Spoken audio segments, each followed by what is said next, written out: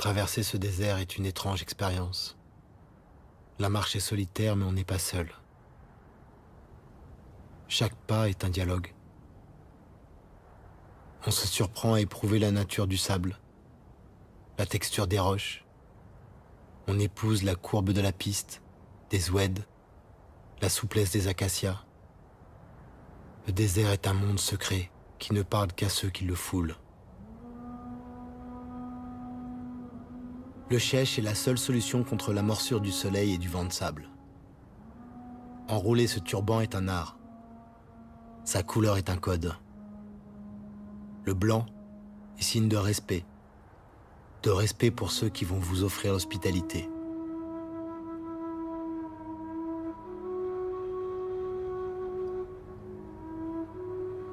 Ce que l'on sait, c'est que l'on boira 3 thés verts à la menthe et que l'on racontera la rumeur de la piste. Le premier de ces thés sera amer comme la mort, le second doux comme la vie et le dernier sucré comme l'amour.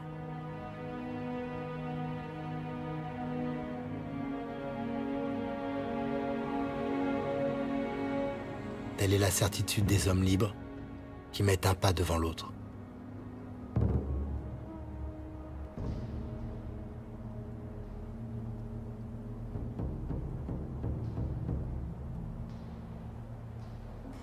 Mes pas m'ont conduit dans le Tassili Nadjer, un plateau de grès à plus de 1000 mètres d'altitude, entièrement sculpté, tailladé.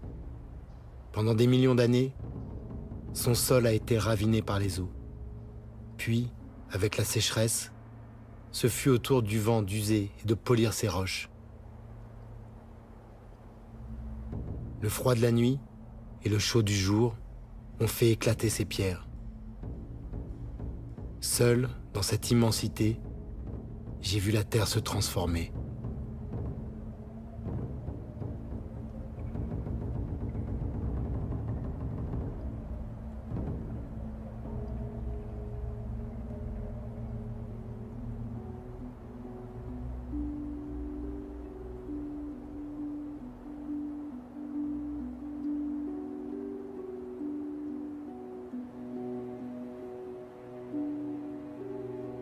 J'ai bu l'eau des gueltas, pris soin de ne pas boire en même temps que les chèvres. Je voulais goûter cette vie si loin d'Alger, dans ce pays si grand qu'il semble un continent.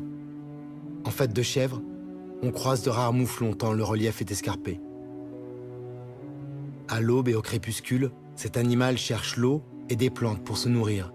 C'est près des gueltas, ces réservoirs d'eau naturelle dans la roche, qu'il risque le plus d'être victime d'un homme. L'espèce est menacée et vit réfugiée dans ces régions.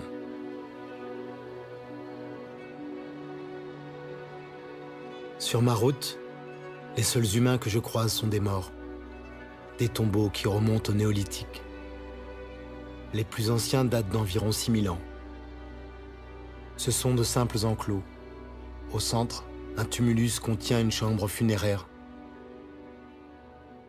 Seuls les hommes y sont enterrés, couchés sur le côté, la tête vers l'Orient.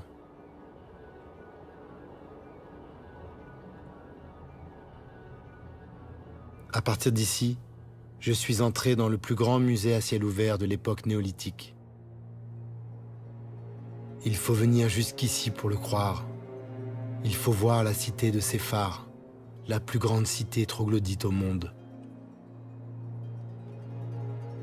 Une ville de pierre, avec ses façades immenses, ses avenues perpendiculaires, ses places, ses rues. Séphar est inscrit au patrimoine mondial de l'humanité depuis 1982. Mais ce n'est pas pour cette extraordinaire création du vent, c'est pour ce qui est caché ici.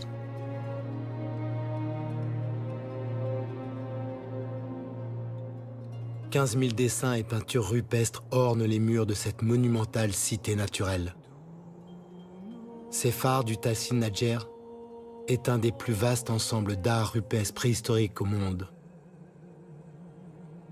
On y découvre d'immenses récits de guerre, de conquête, de civilisations perdues.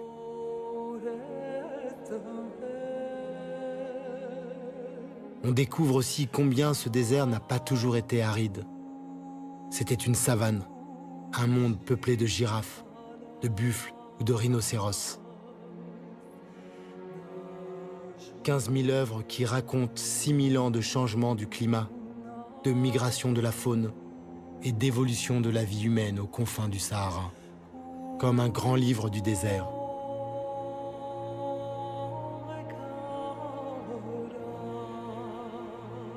Et comme souvent, un livre qui contient des mystères, à commencer par celui de ces êtres étranges qui apparaissent dans certains dessins et dont les formes n'indiquent ni un animal, ni vraiment un humain.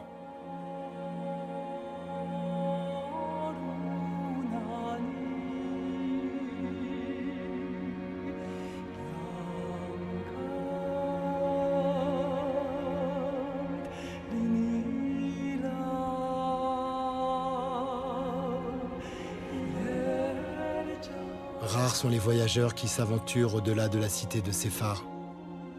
Personne ou presque n'arrive jusqu'ici. Aux confins de l'Algérie, j'ai vu le Tadrart rouge. J'ai contemplé l'infinie beauté du monde pour m'en souvenir à jamais. Puis je me suis agenouillé et j'ai fermé les yeux.